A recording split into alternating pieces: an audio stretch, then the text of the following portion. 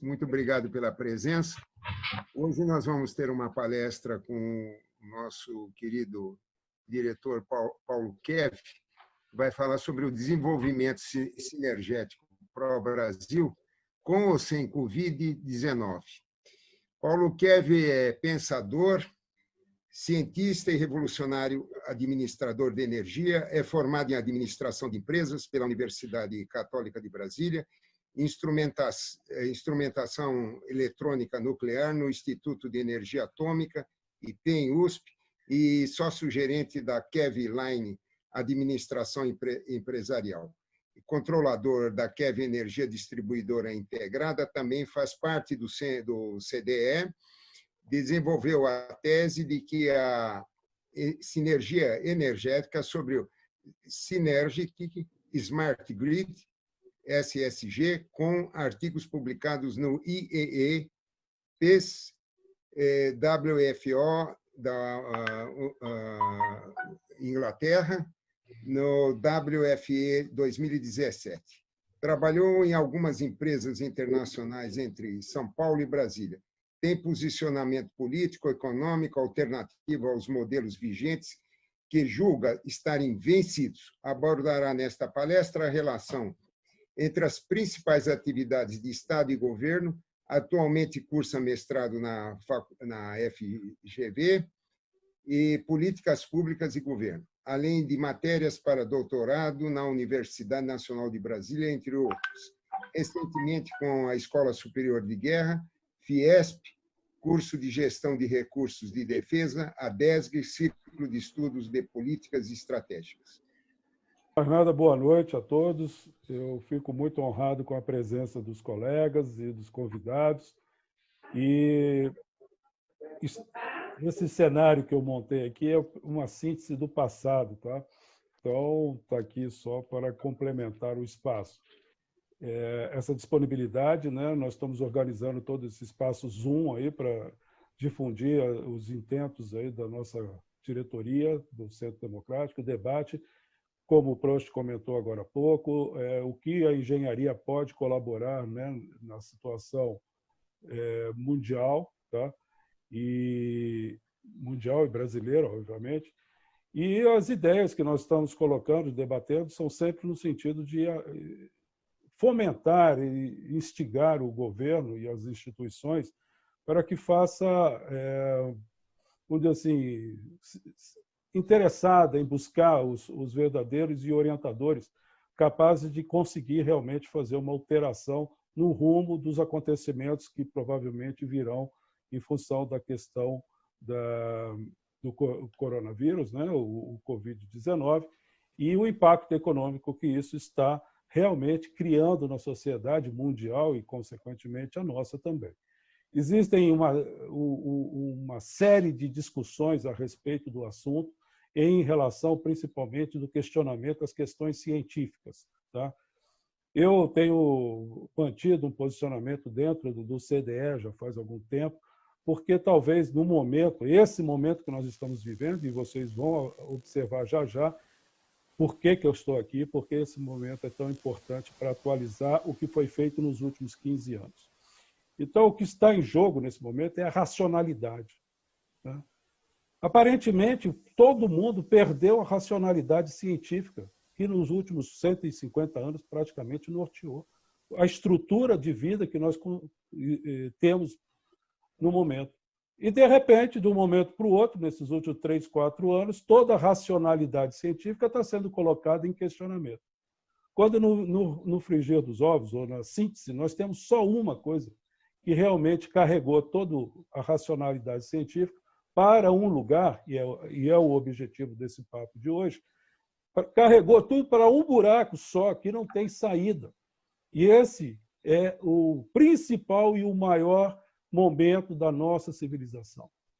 Então, eu gostaria de abrir essa palestra com um clipezinho de mais ou menos 15 minutos, que representa mais ou menos o que eu fiz nos últimos 15 anos, mas assim, rápido. Tenha um pouquinho de paciência, porque é muito importante. Tudo que nós vamos tratar nos próximos 20 a 30 minutos estão originados há 15 anos atrás. Então, eu vou pedir licença, vou fazer um share screen aqui e colocar um vídeo, se não tiver nenhum problema. Ok?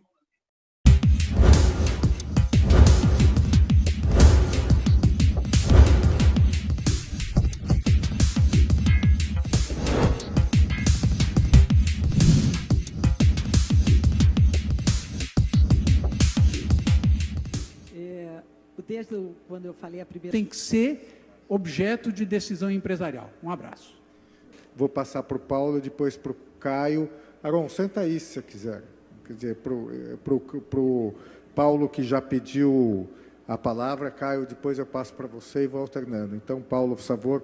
Boa tarde. Meu nome é Paulo Kev, sou da iniciativa privada, empresa de administração, e questiono a mesa e os demais participantes aqui do grupo de estudo a discutir a influência da internet nas mudanças de todos os tipos de comportamento do ser humano nos últimos 30 anos. Ou seja, em 92, 20 anos atrás, nós não tínhamos internet, ou era muito pouco utilizada. Esse simples instrumento de infraestrutura de comunicação mudou praticamente toda a história da humanidade nos próximos milênios, talvez. Tá? Então, eu acredito que, como infraestrutura de comunicação, nós já tivemos um impacto monstruoso. O próximo impacto que eu tenho trabalhado em cima é justamente o mesmo princípio, só que no sistema de infraestrutura energética, e não necessariamente só na infraestrutura de energia elétrica. Quando nós passarmos a pensar todos os modelos que foram discutidos aqui, na forma de conceitos de energia, e não necessariamente conceitos de finanças, porque as finanças hoje estão muito bem definidas, o caminho para onde elas vão, principalmente pelos últimos acontecimentos dessa semana. Então, nós temos que realmente pensar muito seriamente qual é a infraestrutura que nós vamos precisar daqui para frente para realmente montarmos, né, em qualquer tipo de desenvolvimento, sustentável ou não. Obrigado, Paulo. Eu vou passar a palavra para o Caio. Eu convidei, sem autorização do Benjamin, o Aron aqui para nos relatar como é que está a negociação lá do Rio Centro. Enfim, Caio, por favor. Uma proposta, me parece, todos concordamos que preciso ter mais liderança. Obrigado, presidente Collor. Agradeço essa oportunidade de colocar uma proposta de solução que tem como resumo o nome de desenvolvimento sinergético. Né? Então, partindo praticamente da pergunta do nobre senador, a questão o foco desse meu trabalho está mais voltado para a solução, propostas de soluções em cima de uma abordagem de tudo que o doutor Altino acabou de colocar em termos de constatação do que já foi feito no Brasil nos últimos praticamente 100 anos de história, principalmente da matriz energética com base hídrica. Okay? Então, esta tentativa de dar um enfoque sistêmico a tudo que foi dito agora pelo doutor Altino é uma proposta de busca de soluções sistêmicas que venham a atender o problema de logística, problema de energia, de geração, transmissão e distribuição. O nome de desenvolvimento sinergético, ele não entra em conflito com o que está em moda, né, no mundo, que é o desenvolvimento sustentável. Né? Para os cientistas que debateram sobre fontes de energia, além da sustentabilidade, é preciso trabalhar com o conceito de sinergia, ou seja, a potencialização dos recursos energéticos. A questão sinergética é importante por conta do efeito que ela causa quando você junta duas ou três formas de geração. Tá? Então, é como se você somasse 2 mais 2 e o resultado fosse muito maior do que 4. Então, nós teríamos 5, 6 e assim por diante. Então, energeticamente, nós estaríamos falando nesses termos. Mas então eu vou somar 2 watts mais 2 watts e ter 4, 5 watts. Não, não é isso. 2 watts mais 2 watts, em termos de consumo, vai te dar a oportunidade de economizar 5, 6, 10 watts. Então, a sinergia está no efeito da economia no final do processo de otimização da rede. Tá? Não é um evento isolado. ou ele tem que envolver outros fatores além da questão pura e simplesmente da quantidade de energia, ou gerada ou consumida, de tal forma que o efeito... Quero agradecer a oportunidade, doutora Araújo, de poder fazer essa breve apresentação. Eu já peço de antemão um pouquinho de tolerância no tempo, porque é muito político, mas eu já tenho esse material protocolado aqui na ANEL. Como está a data aqui, isso foi 17 de março do ano passado. Bom, rapidamente, a Caroline é uma empresa de administração preocupada com a questão energética, por conta de que a minha profissão, minha especialização, é de fazer um armazenamento físico da energia por um período de tempo de gestão administrativa. Bom, esse é o impacto. Agora veremos para o impacto econômico e a gestão. Né? Isso seria gerenciado por um algoritmo de software que vai da microgeração até uma geração regional, e nesse sistema eles interagem e vão trocando pacotes energéticos e mantendo a sustentabilidade, tanto física do processo como financeira.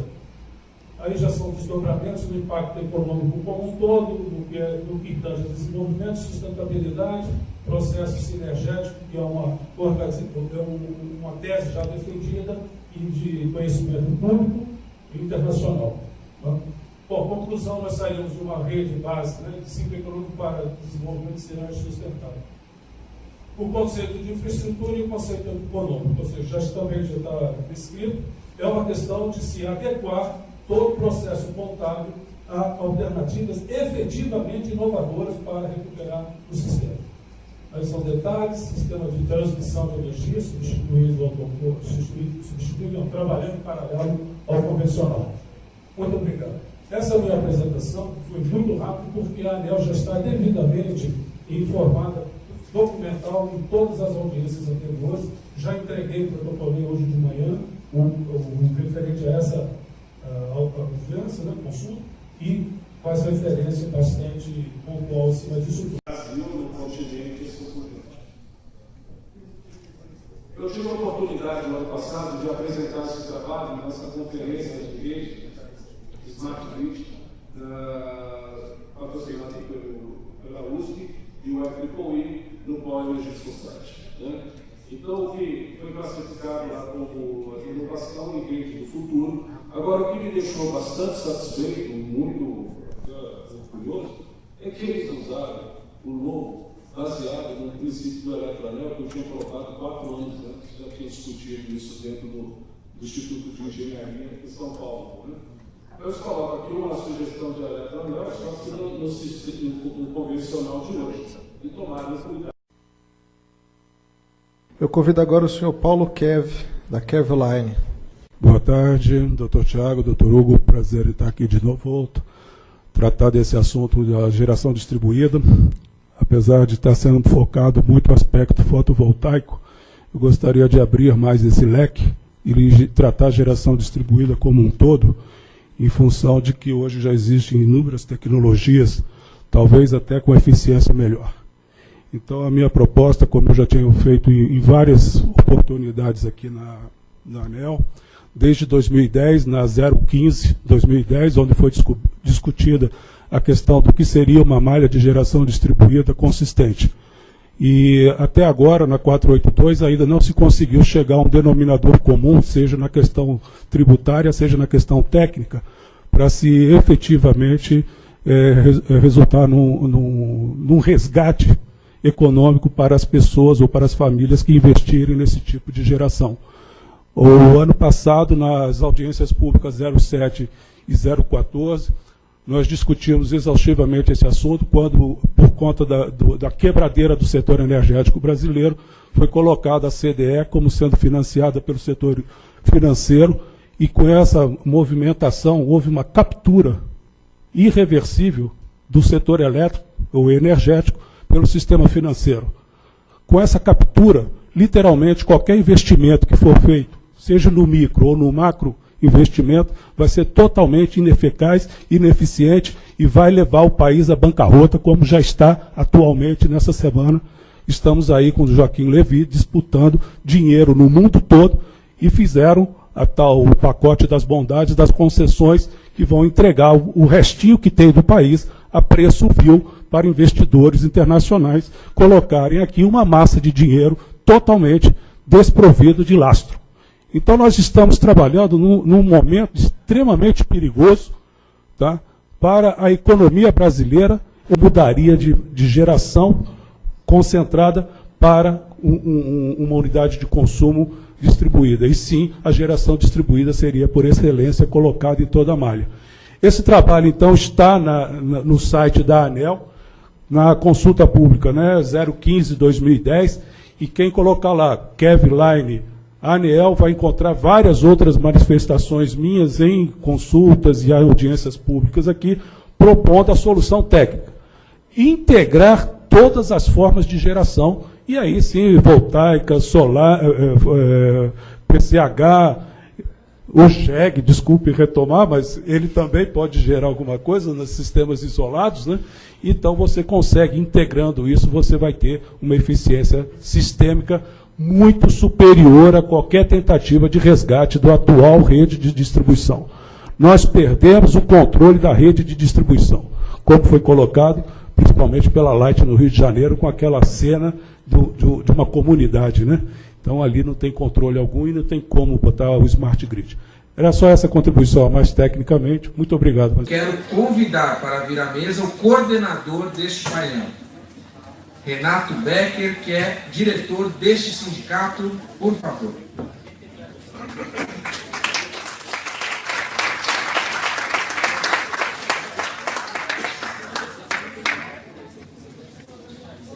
Eu quero também chamar aqui na mesa os palestrantes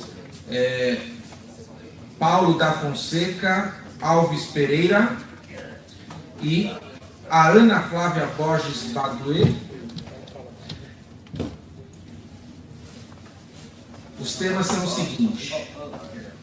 A Ana Flávia Borges Baduê, do Instituto Kairos, falará sobre a implantação de alimentos orgânicos na merenda escolar do município de São Paulo. Já o Paulo da Fonseca Alves Pereira, que é da Kevline, Administração Empresarial, vai falar sobre o desenvolvimento sinergético resgatará o Brasil. Entrego a palavra para o nosso coordenador. Colocou logo na abertura. E eu agradeço porque esse é um trabalho de 13 anos, desde 2006, que tem sido desenvolvido e nasceu praticamente aqui no sindicato. Não aqui no evento, mas foi lá no Center Norte, quando houve um evento que estava o Bautista Vidal e outros cientistas. E eu vou explicar já esse detalhe, que é importantíssimo, porque vocês que estão aqui, né, que são heróis também da resistência, então foi a última palestra e realmente é uma jornada importante e chegar ao ponto de exaustão praticamente para ouvir tanta informação importante de todos os lados, tá? Então vocês estão de parabéns e eu já retifico aqui, né, a questão do resgatará. Quem vai resgatar, Beck, é a juventude, viu? Não é o Paulo Kevin, tá? Então eu só queria deixar isso registrado. Bom, a questão da abordagem desenvolvimento é bastante complexa, tá? Então nós vamos tentar aqui simplificar, fazer um roteiro no máximo de 40 minutos de tópicos bastante significativos, importantes e que a gente chama de disruptivos, tá? Quer dizer, vão criar situações novas, vão trazer novas abordagens de maneira de pensar, tá? Porque hoje, né, resultado de 13 anos de trabalho, começou esse trabalho com a equipe de cientistas do Enéas Carneiro. Não sei se vocês lembram quem foi Enéas Carneiro em 2006, junto com o Bautista Vidal, que era um cientista e estudioso que praticamente implantou o Proalto na década de 70. Tinham outros brigadeiros que participavam com a gente, ele falou a Débora e tal. Isso daqui é quase um trabalho de pós-graduação, tá? Essa é a variação inercial de cada modal de transporte. Cada vez que você para e anda o seu carro, você tem uma variação de energia cinética, tá? Então, se você vai frear, você queima energia. Se você vai arrancar, você queima energia.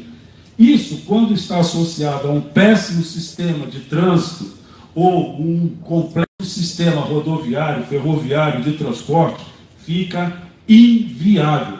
Nós temos que lembrar que o nosso país é um continente. Nosso país não é um paizinho que nem Portugal, Chile, que tem 16 milhões de pessoas. Nós temos 16 milhões quase aqui na Penha e mais alguns aqui, tem 16 milhões de pessoas. Tá? Então, os nossos problemas são continentais. Não é um probleminha de 50 milhões, 30 milhões de pessoas. Estou falando 208 milhões e num país de 8 milhões de quilômetros quadrados. Tá? Então, nós não podemos brincar com certas coisas. E brincaram durante muito tempo. A mesma coisa, área, perda de área, desvio de energia e o ETC. O que tem em comum entre as três variáveis, entre os três modos de pensar aqui? O ETC. Tá? Então, eu vou dar o nome dos ETCs agora. Tá? Petrolão, Eletrolão, tá? E esse aqui ninguém ouviu falar ainda, né?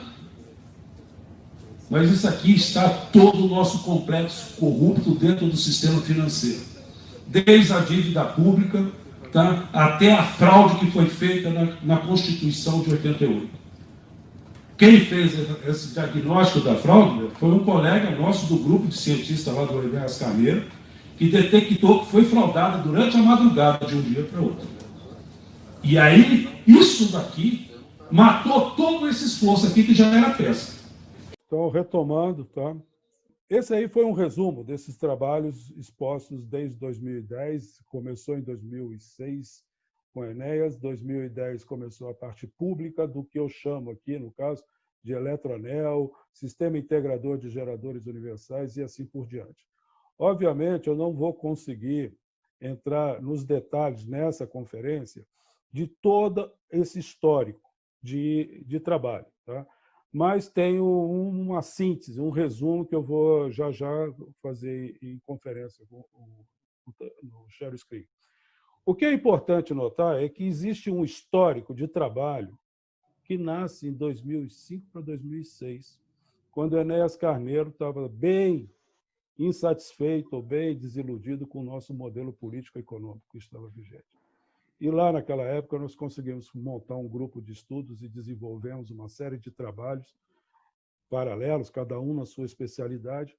Eu entrei como um especialista na área de instrumentação eletrônica nuclear, que tem como função, quase ninguém conhece o que seria essa profissão, né, que eu praticamente fiquei 30 anos com ela, que é o seguinte: o especialista em instrumentação eletrônica nuclear é responsável pela detecção de qualquer tipo de falha de um reator nuclear, de uma usina nuclear, e, consequentemente, transferir essa informação, certa ou errada, para o operador e os outros órgãos de controle, outros setores de controle da usina como um todo. Então, como eu trabalhei com isso final da década de 70 até praticamente início de 80, quando praticamente o setor nuclear brasileiro parou, né, deu uma estagnada, então eu saí da área de reatores de energia e eu fui para a questão médica hospitalar. E trabalhei 20 anos no setor médico hospitalar, garantindo, olha a importância dessas questões, garantindo que uma máquina, um tomógrafo computadorizado, uma ressonância nuclear magnética, né, um cintilógrafo não cause nenhum problema aos pacientes. Não pode acontecer isso. Isso é inaceitável. Qualquer equipamento médico está lá para salvar vidas e não para causar mais danos à vida de terceiros, como nós cansamos de ver isso ao longo dos 25 anos, praticamente, dentro do setor médico hospitalar. No entanto, em 2000 e pouco, 2003, 2004, eu saí do setor médico hospitalar e fui trabalhar com rede de computadores, que me proveu bastante informação do que concluí aí como sistema integrador de geradores universais.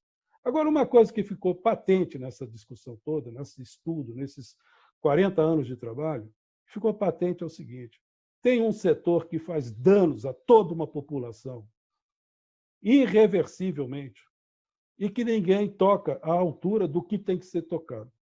Então, esse resumo que nós vamos tratar daqui para frente é praticamente a constatação desse nível de, vamos dizer assim, de risco a que nós estamos expostos. Paulo Costa, agora, na semana passada, fez uma exposição sobre riscos né? Então, eu sugiro que o que eu vou apresentar agora, em share screen também, seja observado no âmbito do risco para a sociedade como um todo. Agora que o corona, né, o Covid-19 aí chegou, está fazendo esse estrago na economia, né? E estão usando isso também como vamos dizer assim, um pano, uma cortina de fundo para os reais problemas que eu vou finalizar abordando. Então, no momento... Bom, então, o que está em jogo aqui é o resumo, né, do trabalho, que vai ser o desenvolvimento sinergético, o Covid-19, matriz energética. Por que matriz energética? Porque na década de 70 se inaugurou um sistema de lastro em cima da matriz energética mundial para segurar algumas moedas que estavam aí no planeta, né? O desenvolvimento sinergético vai abordar isso no aspecto econômico, né?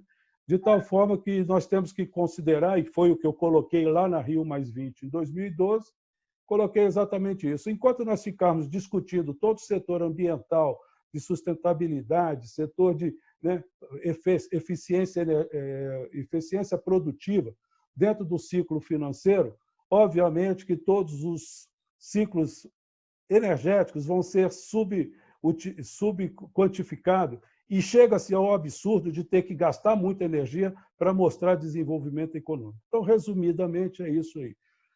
Entramos depois na questão da infraestrutura, né? Quer dizer, como vamos partir para uma questão de infraestrutura que possa solucionar isso, né? Porque se a moda é gastar para manter o sistema funcionando, né? No momento que parar de gastar, obviamente, o sistema vai desabar. Então, se a energia é gasta irresponsavelmente, não tem como mexer nisso na parte econômica. Então, não fecha o elo da sustentabilidade. Então, aqui é um breve descritivo, depois vocês podem ler com mais tranquilidade esse assunto. Aqui eu faço um esforço sobre-humano de tentar colocar em dois roteiros de raciocínio o que é o sistema financeiro, como ele trabalha, de tal forma que nós temos aqui o montante financeiro, que é o capital, né? Aí vem a equaçãozinha de rentabilidade elevada a um período que dá os juros, correção, que vai dar uma parte montante. Só que não tem aqui envolvido, no caso aqui, o menos comissões e menos impostos. E o ITC, como eu falei lá no Sindicato de Engenheiros, eu vou repetir daqui a pouco. No setor elétrico, nós temos praticamente a mesma roteiro de raciocínio. A potência útil disponível para a geração de riqueza não chega a 20% de todo o complexo econômico que nós temos em andamento. Bom, explicar tudo isso também nas palestras que eu dei ao longo da vida, aí, nesses 15 anos. Na ANEEL tem os clipes, tem uma série de manifestações em vários ambientes, inclusive no YouTube, que vou deixar mais alguns recentes. Esses todos que ficou no clipe, eu vou colocar eles na íntegra para quem quiser ver. Na parte de combustíveis, nós temos a mesma questão, o barril equivalente em petróleo e o barril útil, que vira efetivamente riqueza, no fim da linha do consumo do processo W2W, né, ou do poço à roda, na capacidade de gerar satisfação, benefício. Tá? E também aqui, todos os três itens têm o ETC, o ETC e o ETC. Então, para finalizar, como eu falei no sindicato, nós temos aqui o petrolão, na base de combustível, nós temos aqui o eletrolão, que hora vai, hora volta, na parte de energia elétrica, e nós temos aqui a questão do sistema financeiro, que foi literalmente destruído na Constituição de 88 e que até agora ninguém tomou providências a respeito disso. Aqui está a legenda do que são aqueles indicadores que eu coloquei. Não tomem isso como uma fórmula, tá? Isso é só um roteiro de raciocínio para ver a relação entre as variáveis. Bom, então, uma vez isso estabelecido em termos de diagnóstico, vamos tentar colocar o que seria o impacto de uma rede sinergética de energia, que eu batizei de Sinergético Smart Grid, para complementar o Smart Grid que estão tentando desde 1970 e que não conseguem. Obviamente, eu não vou detalhar diagrama, isso aqui é um simulador, tá? Tudo isso aqui são microgeradores aqui, tá? Que vão alimentando um sistema complexo de armazenamento, e aqui controla-se o nível desse armazenamento e você negocia com o seu vizinho e assim por diante. Isso aqui é o esquema técnico prototipado e funciona, basta comprar o produto no mercado ou ali na Santa Efigênia ou na Florêncio de Abreu. Aquele mesmo esquema mostrado de uma forma mais artística e sistêmica, que hoje todo mundo conhece como o famoso ITO, né? Cada nó dessa rede é um nó do ITO. Tá? Então, você terá aqui o que antigamente na rede de internet era conhecido como ISP. Hoje eu chamo de ESP, Energy Service Provider. Então, cada um desses nós, não os geradores, tá? Esse, switch, roteador, buffer, switch, tá? Cada um, roteador aqui, o hub aqui, micromotogeradores. Então, esse trabalho foi depositado na ANEEL em 2010, na consulta pública 015. Quem quiser ter acesso, basta entrar na ANEEL e perguntar na consulta pública 015. Isso aqui são simulações das linhas de transmissões, tá? Em sistema de corrente contínua modulada, tá certo? Muda totalmente a estrutura desse HVDC, ou pior ainda, o Ultra HVDC, que Belo Monte traz até o Rio de Janeiro, ou até Estreito, lá em Minas Gerais. Também é uma coisa que tem que ser rediscutida, refeita e, obviamente, sem destruir o que já está aí. O linhão que eles fizeram são 800 mil volts bipolar, ou seja, 1.600.000 volts polo a polo para Belo Monte e Rio de Janeiro. Agora, o que é mais indigno é que nesse linhão não foi colocado nenhum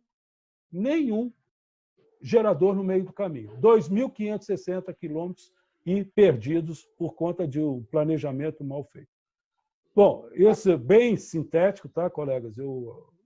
Depois, quem tiver interesse, no final da exposição, quando for sair, tem lá para deixar o e-mail que a gente responde e o comentário. Tá?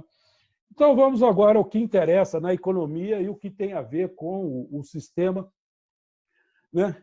Sistema de Saúde Mundial, que é o OMS, né? Que rasgou praticamente todo o conhecimento científico nos últimos dias e fez um acordo vergonhoso com o sistema macroeconômico, de tal forma que ninguém mais sabe o que está acontecendo e o que vai acontecer nos próximos dias, não é nem meses. Tá? Tamanha a irresponsabilidade do setor econômico. Aqui nós temos do lado esquerdo o fluxo de agregados em modelo de economia aberta. Então, nós temos governo, famílias, sistema Fabril, Fiesp, Firjan, e aquele pessoal que estava na mesa lá na Rio +20, então, todos eles estavam aqui. Estava lá o Starbucks, tudo mais. Né? Sistema de acumulação e o comércio exterior. O sistema conhecido como moeda por produto. Eu faço uma simples pergunta aqui de analista e observador. Aonde está o elemento gerador de riqueza nesse modelo aqui, que é desse economista, tá? Honro o trabalho dele aqui. O restante da economia mundial é mais ou menos a mesma coisa. Aonde está o fator gerador de riqueza? Não tem resposta, não existe. Tá? Pois bem, aqui no Sistematização Energética em Economia Aberta, que eu chamo de Sistema Integrador de Geradores Universais, nós vamos manter o mesmo modelo institucional. Governo, famílias ou sistemas consumidores, comércio exterior e o sistema Fabril.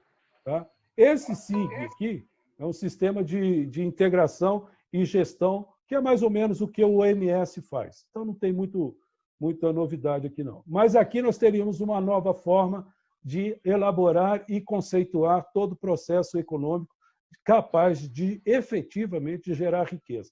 Por quê? A geração de riqueza não vem daqui, do sistema de acumulação. Ele vem daqui, ó. Energia elétrica, hidrelétrica, todas as energias, térmica fóssil, nuclear e todas as outras energias. Todas as outras energias de origem primária, né? Obviamente. Tá? Fontes primárias. E o comércio exterior, como é feito na questão acadêmica, na cadeira de economia, que todo mundo fala. Sem exportar, né? Tinha até um lema, né, no Brasil, né?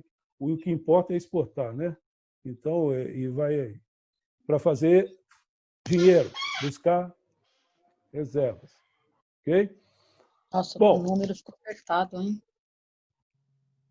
Tem alguém com o microfone aberto, por favor, controla aí. Bom, quais são os impactos reais nisso, numa economia de Estado, né? De trabalho, de governo e Estado trabalhando simultaneamente, né? Isso daqui, não sei se os senhores sabem, mas eu fui candidato a alguns cargos eletivos desde 2010 e talvez por sorte eu não fui eleito, porque senão eu estaria literalmente envolvido em tudo que está acontecendo no país recentemente. Não porque eu quisesse, mas porque estariam tentando me cooptar. Bom, primeira coisa, crise dos sistemas financeiros soberanos, tá? Gerenciamento e solução das questões das dívidas soberanas.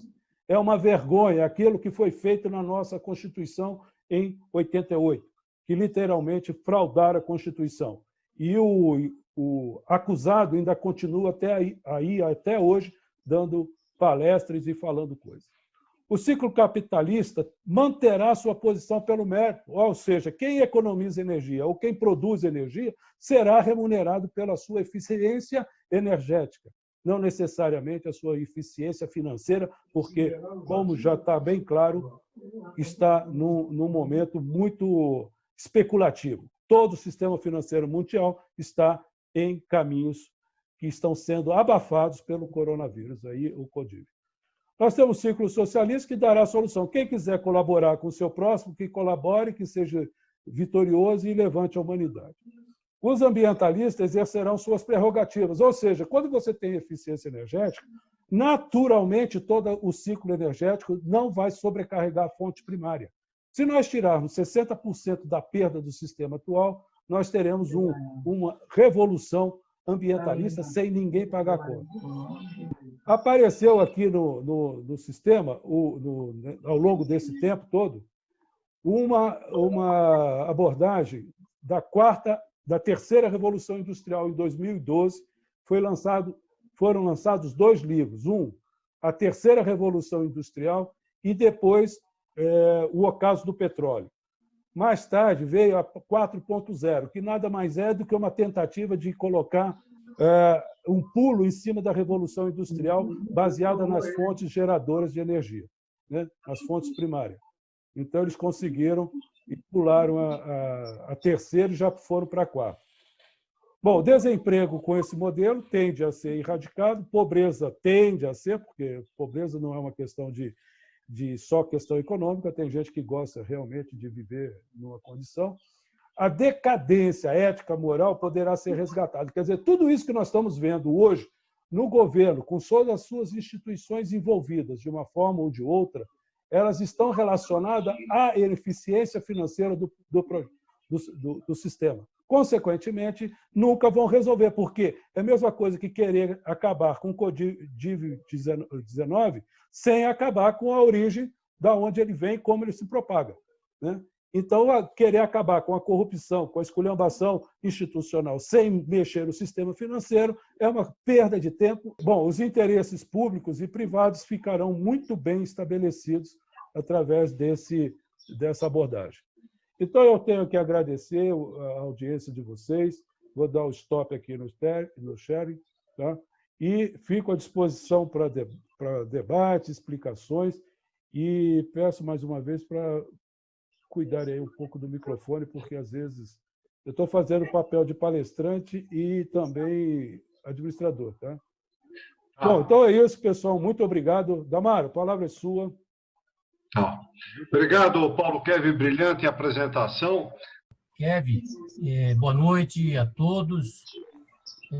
A sua apresentação tem aí uma amplitude bastante grande de conhecimentos técnicos, estudos de muitos anos, e eu vi que você passou por diversos órgãos, inclusive dentro do CONFEA, dentro do Sindicato dos Engenheiros, e tentou até um ingresso seu particular como pessoa, como cidadão no Congresso Nacional, né? E a sua apresentação traz aí uma abordagem bastante ampla, né? de novos conceitos, né, da matriz energética. Apesar de você ter falado um pouco mais de GTD. Aí eu me lembrei até das nossas cadeiras escolares da época da faculdade. A pergunta que eu lhe faço é a seguinte: nós estamos vivendo um momento de redução da demanda, né, de consumo de energia, já de algum tempo para cá, né? Como é que você vê essa questão da redução do consumo?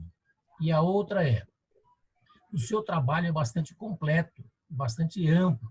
Eu acho que para que nós pudéssemos ter sucesso na inserção, né, desses conceitos, seria interessante que nós nos utilizássemos um pouco mais da entrada no Congresso Nacional, mas de forma mais compartilhada, né, para que nós pudéssemos, de repente, ter algum sucesso. Eu sei que você passou na ANEEL, passou em diversos eventos internacionais e tudo mais.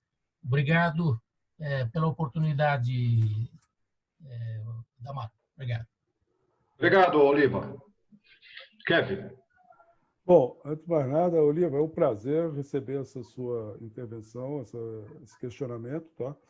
E eu tenho que confessar aqui algumas coisas, porque nós chegamos num momento completamente diferente do start disso em 2007, tá? Era outro governo muito antigo e vai por aí afora.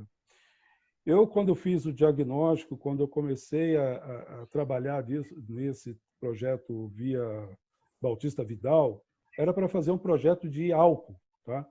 Então, esse ambiente aqui, desculpa, esse ambiente aqui era para ser micro-usina de álcool, esse suíte, tá? E foi quando eu detectei toda essa ineficiência sistêmica energética, e não necessariamente de qualquer outro tipo, tá? É um modelo que vem há 140 anos. Então, indo assim bastante rápido, o que você colocou como essa minha trajetória foi para fazer o que eu fiz nesse clipe de 15 minutos. Eu precisava ter o acervo técnico institucional, o acervo técnico junto ao sindicato, acervo técnico junto com o pessoal do controle, do CREA e assim por diante. Então, eu tinha que me fazer reconhecer, porque eu trabalhava num setor que não era ligado diretamente ao setor de energia. Então, o debate com o Altino Ventura no Senado foi fantástico, foi muito bom. Eles, naquele governo, na época, não vou dar nome de ninguém, deram uma oportunidade de eu apresentar o projeto. Só que não existia um momento financeiro adequado. Então, o que eu fiz nesses 15 anos foi coletar e ser reconhecido como o que eu estou tendo aqui nesse momento, uma oportunidade de ser escutado, né? Os colegas, os parceiros, escutaram, porque eu saí de São Paulo na década de 80 e voltei na década de 2000. Né? Passei praticamente 20 anos fora de São Paulo, ia e voltava. Então, eu precisava ter esse reconhecimento dos colegas e honrá-los com a solução. E digo, a engenharia tem que carrear, puxar todo o restante da sociedade para liderar a transição. Eu estive com os ministros desse último governo, alguns deles, não vou dar nome também, e, infelizmente, eu não percebi momento oportuno para conseguir dar o passo que precisa ser dado agora que o setor financeiro, literalmente mundial, acabou. Obrigado, Kevin. Ricardo Yamamura, por favor. Obrigado. Paulo, parabéns aí pela exposição e toda a luta que você teve desde 2010 aí, que você já apresentou aí, dentro desse contexto todo. Eu só queria que você desse um panorama de como fica hoje toda essa parte energética no Brasil frente ao momento econômico que mudou tudo, né, com essa alteração toda e principalmente também com a influência política disso. Como você enxerga toda essa parte energética aí, da sinergia que você está lutando há tanto tempo? Obrigado, Ricardo. Então, o momento, né, perfeito, a tempestade perfeita. Tá? O que dá para depreender exposição que eu fiz ao longo desses 10 anos, né? Aí eu já estou falando 2010 até 2020, né? Focando mais, fui para o público, comecei a trabalhar com exposições, a primeira manifestação na 015 de 2010, né? Consulta pública. É o seguinte, existe uma transição entre um modelo e outro. Vai ser necessário uma transição entre um modelo e outro.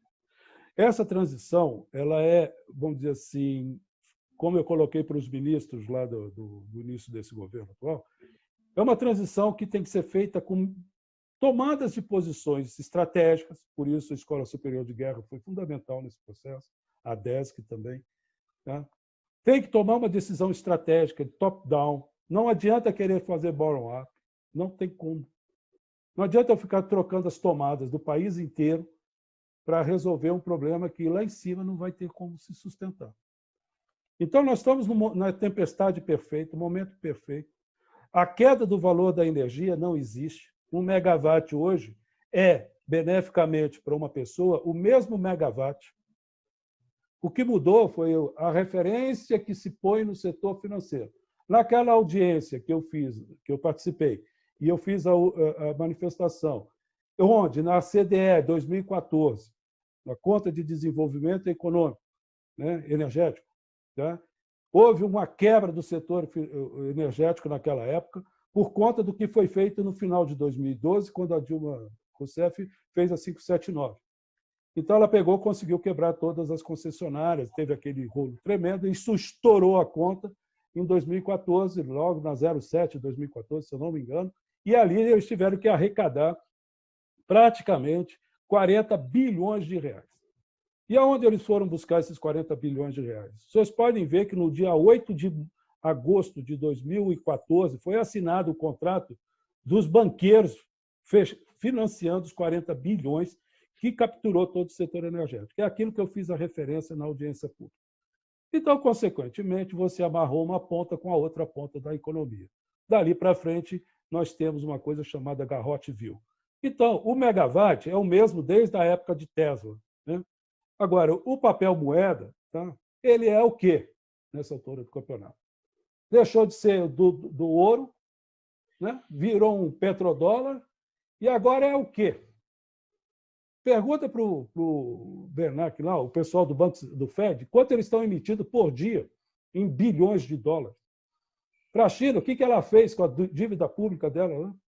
E pega esse papel pintado e vem aqui no Brasil querer comprar os nossos patrimônios. Então, o nosso megawatt é o mesmo megawatt de 100 anos atrás. Agora, o papel pintado não tem mais referência nenhuma. E eles estão injetando por dia 30, 40, 50 bilhões de dólares equivalentes no sistema para segurar. O que vai acontecer essa semana, em função dos últimos acontecimentos econômicos, é assustador, mas isso é para outra palestra. Eu só quero dizer que nós, da engenharia, temos que liderar a saída desse imbróglio. Tá bom, Júlio? Desculpe, Ricardo. Obrigado, Paulo Kev. Alguém tem alguma questão? Deixa eu ver aqui. Paulo Costa. Paulo Costa, por favor. Muito bem. Aí, boa noite já para todos, né? Boa noite, Costa. Prazer revê-lo. Paulo Kev, se me permite, eu acho que a beleza do debate é o contraponto. Sem dúvida. Então, eu vou fazer um pequeno contraponto aí com você. Nós temos, na verdade, uma série de conceitos que você trabalha e lança, são simultâneos. Você entra no mundo econômico, macroeconomia, você entra na questão de geração e distribuição.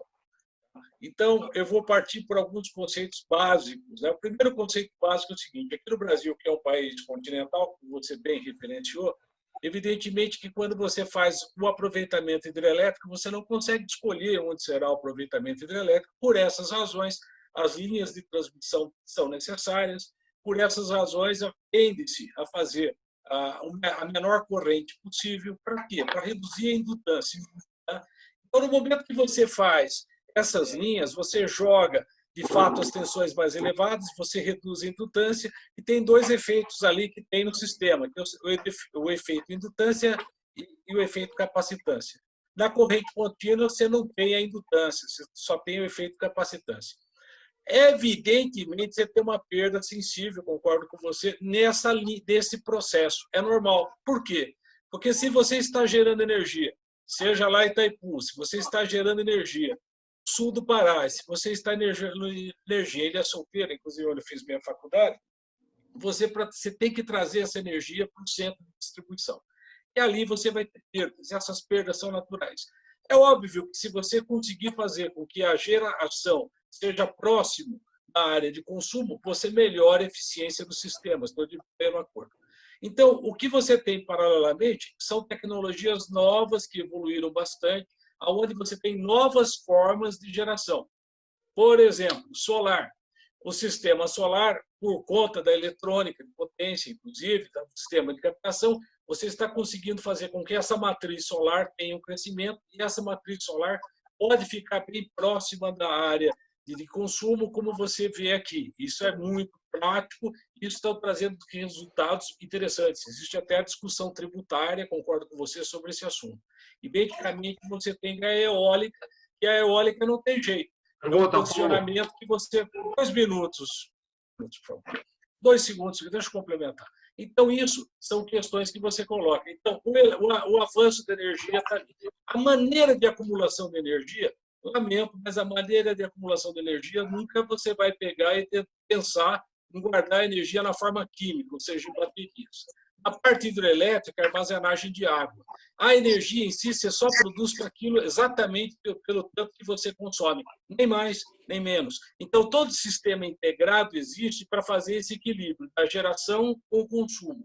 Sempre assim. A segurança exata é o excesso de energia e bem distribuída para que haja uma eventual falta, você lance no ponto da linha que tem aquela falta e supra essa falta, que pode ser N razões, não vou aqui. Na questão de macroeconomia, permita discordar assim, frontalmente, porque não tem vínculo. Se você for pegar grandes países geradores de energia, Arábia Saudita... Paulo, uma pergunta, por favor. Venezuela, estou formulando agora, estou no final da minha... Mas já passou o seu tempo. Me dá 2 segundos, eu estou terminando. Então, você tem a Venezuela e você tem o Japão, por exemplo. O Japão é baixíssima capacidade de geração, ele não tem nada, ele tem que importar toda a energia e o resultado que tem é um resultado tecnológico. Então, você me desculpe, eu perguntaria para você, quem mais contestou esse programa que você apresenta, além de mim, claro que estou fazendo esse contraponto. Bom, Paulo, antes de mais nada, obrigado aí por ter puxado por esse lado bem técnico, né, clássico. Tá? Bom, resumidamente, tem 3 minutos só, né, Damaro? Só 3 minutos. Né? 3 minutos. Então, vamos lá, bem rápido. Tá? Quando foi instituído o modelo de corrente alternada, lá na 1890, 1880, por ali, tá? Que Tesla colocou e o mundo abriu, né? O que ocorre? Eles colocaram na tecnologia que eles tinham naquela época. Concordo com tudo que você falou. A tecnologia que tinha naquela época, o máximo que tinha era um transformador, né? que ficou, o sistema Edison não prosperou por conta realmente da questão da corrente contínua, tá? E também tinha seus equívocos, né? Principalmente no sistema gerador-consumidor, tá? Gerador, queimador de energia. Então, quando você coloca nessa filosofia, obviamente, não vai funcionar atualmente pelo nível necessário de distribuição e transmissão da energia, pelo complexo industrial que se estabeleceu. Tá? Então, eu concordo contigo quando você pensa naquele modelo tecnológico de 1880, vamos botar aí.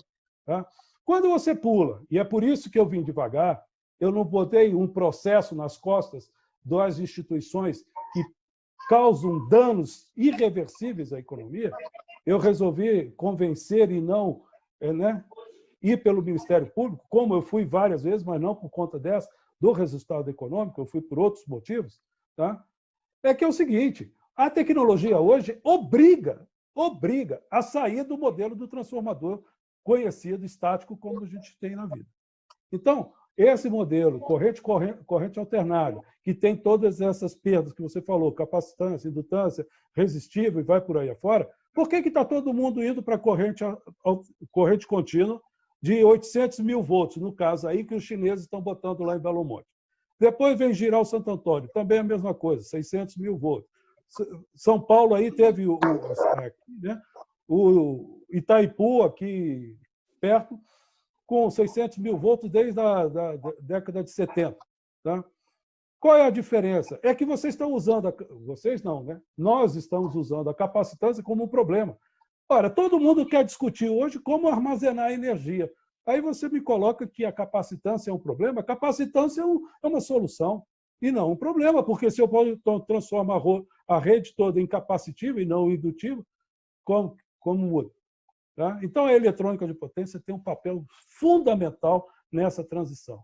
Tá? E o aspecto econômico, eu não vou nem entrar e aprofundar o assunto, porque nós estamos em outra seara. Não preciso falar nada, basta você ver o que está acontecendo com os bancos centrais americanos, europeu, o Deutsche Bank, vai para o Banco da China, o Banco do Japão, juros negativos. Isso aí não vou nem entrar no mérito, porque aí a discussão seria em outra arena. Então, a minha sugestão é a seguinte, só para resumir, o poder econômico tem que voltar para a mão do consumidor. Nesse momento, o poder concentrado de geração de energia fica sob júdice. E todas as minhas investidas na ANEEL e no Congresso, existia o lobby do concentrador. O que está certo, ele tem que trabalhar mesmo. Ó. Tem que ir lá vender o serviço deles. Por quê? Porque atrás dele, o patrão dele quer que tenha lucro. Não é o engenheiro que montou a usina que está faturando. Né? Quem buscar no rol aí de donos das indústrias de geração de energia, vocês vão ver quem é que manda na energia mundial e por que ela tem que ser queimada a fundo perdido, comprometendo todo o sistema ambiental. E hidrelétrica, eu vou matar de vez aqui, de uma vez. Hidrelétrica mata rio. Não venha com filosofia que não tem outra. Mata rio. Tá? Eu vivi nesses lugares, viajei na Amazônia, vi tudo isso. Mata os rios. Ponto. Obrigado. Obrigado, Kevin. Antes de passar a palavra para o próximo Marco Antônio. Bem, boa noite, Paulo. Funcionando, todo mundo ouvindo? Ouvindo, Marco Antônio, beleza. Bem, então, boa noite, meus parabéns pela iniciativa, extremamente enriquecedora.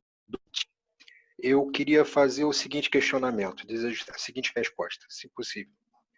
Qual o impacto da autoprodução, e quando eu falo isso me refiro à energia fotovoltaica, dentro de diminuição de uso desse sistema, observando que está em caos, é um caos. Qual seria a sua opinião qual o tempo que ainda temos para o colapso, um possível colapso acontecer dentro desse... Marco Antônio, foi um prazer vê-lo. Com relação à microgeração, tá? Essa microgeração, todo mundo, e eu estive com o pessoal da Bessolar, vários encontros, questão da fotovoltaica. Tá? Fotovoltaica, eu até achava que poderia ser um fator que pudesse mudar alguma coisa no todo complexo industrial energético, mas não tem escala para isso. Estou sendo bastante objetivo. Tá? Então, o fotovoltaico pode ser uma solução individual. Só que, como eu coloquei na própria ANEEL, falar de geração distribuída baseado só no fotovoltaico é minimizar muito o problema.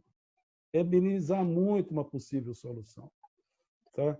Nós temos hoje microsoluções, né? Porque no setor tudo em megawatt, gigawatt. Quando você fala em 10 kW, 100, né, quilowatts, que é um condomínio. Então, o que ocorre? A geração distribuída hoje tem infinitas formas de geração alternativas. Tá? Infinitas. Eu brinquei até com o pessoal na ANEEL, do GEG no Nordeste, né? Contanto que não faça um luz para todos, né? Faça trifásico para todos, porque aquele luz para todos não toca motor, só vê televisão. Tá?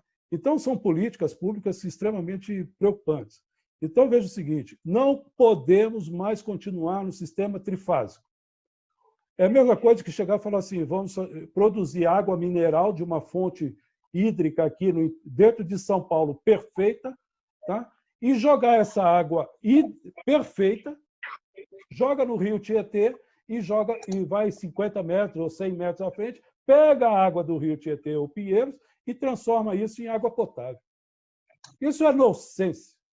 Nonsense, Marco Antônio. Então, veja o seguinte, o que tem que ser feito é uma política de Estado, porque a sustentação do governo está no Estado. O Estado tem que garantir a sobrevivência do indivíduo energeticamente. Houve uma revolução no início do século passado, em 1905 a 1907, se eu não me engano, quando houve uma revolta no Rio de Janeiro, quando todo mundo tinha sistemas de geração de energia próprio, e aí aconteceu que foi feito o monopólio. E aí vocês procurem saber quem foi que exigiu o monopólio. Quero parabenizar pela brilhante palestra, Paulo Kev, que nos abrilhantou mais uma vez com a sua tese. E eu gostaria de fazer a seguinte pergunta. Você falou em várias formas de geração de energia, né? Eu queria ver a sua opinião sobre a energia atômica, né? Se é para você algo viável nesse modelo seu, viável para o país. E a segunda pergunta é a localização estratégica da nossa usina aqui de Angra dos Reis, que está entre 3 grandes centros urbanos. Aliás, são 4 grandes centros. Nós estamos com São Paulo, Rio de Janeiro, Belo Horizonte e o Vale do Paraíba. Né? Na época, inclusive, eu trabalhei com desapropriação naquela região, né? E muita coisa foi se vislumbrando ali com aquela usina ali. Né? Queria ouvir a sua opinião a respeito. Poxa, muito obrigado por essa pergunta, porque isso me remonta a 75, 76, quando eu comecei a estudar para ser um dos especialistas, né, na manutenção e instalação dessas usinas.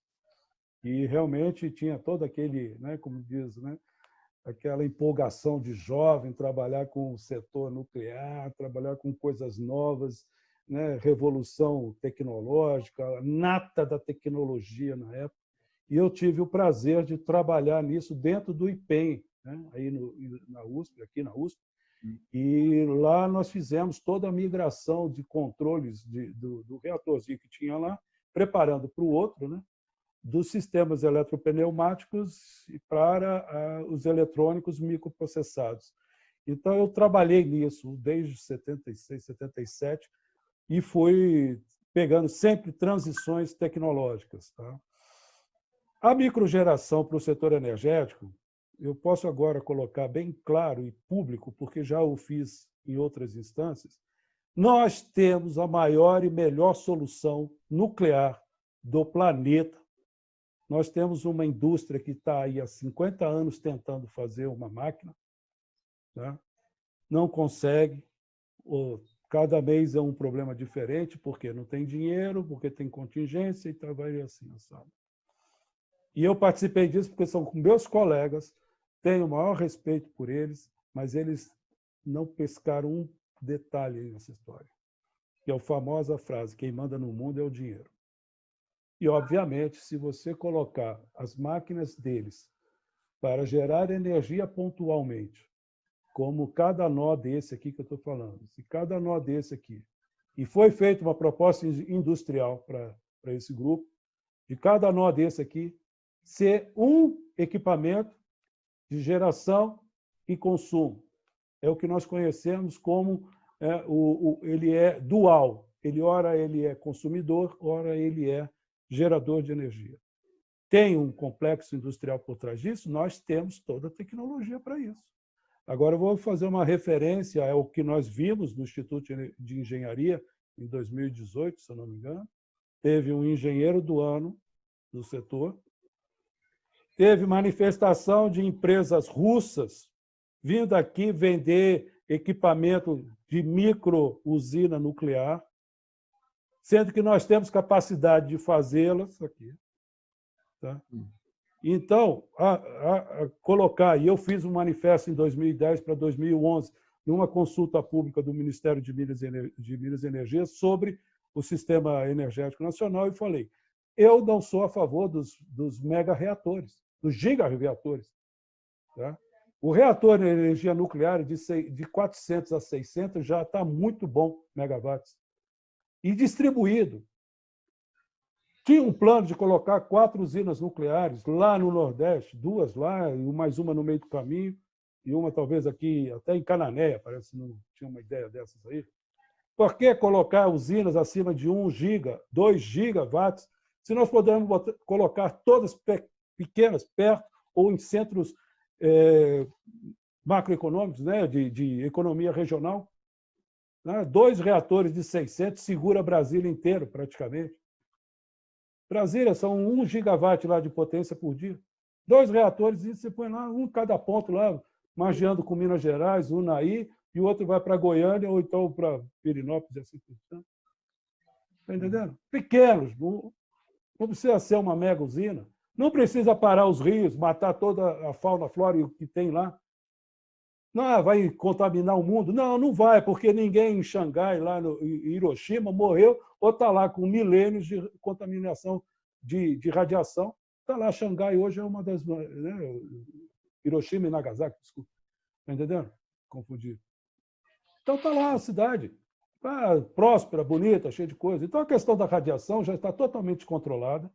Essas mega usinas, o Angra 3, por exemplo, virou literalmente uma coisa assim que ninguém sabe o que fazer. Nós tivemos uma reunião no Palácio do Planalto o ano passado para desferir o que vai fazer com o Angra 3. 15 bilhões para terminar, 5 bilhões para acabar e vai por aí afora.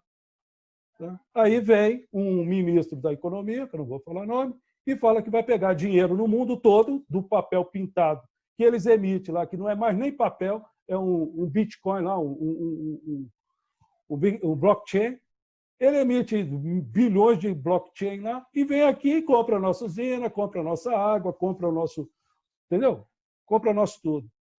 Então, a política de Estado tem que ser feita de dentro para fora, do top para baixo. Obrigado. Obrigado, Kevin. Eu queria dar a palavra agora para o presidente Prost, dar o encerramento final da reunião. 3 minutos, que já está adiantado da hora, passou 20 minutos. Pois não. Bom, mais uma vez, quero, em nome do CDE e todos os companheiros, colegas, agradecer a sua brilhante exposição, que nos brindou no dia de hoje. Quero também agradecer a presença de todos os participantes, principalmente fizeram questionamentos, foi muito bom, muito rico, mas um pouco aprendemos sobre sua tese, Paulo Kevin, e estamos aqui para apoiá-lo.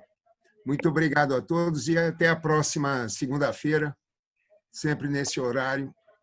Estamos aqui com alguma palestra nova. Muito obrigado. Eu agradeço. Obrigado a todos. Pode encerrar. Obrigado. Parabéns, Paulo. Boa noite.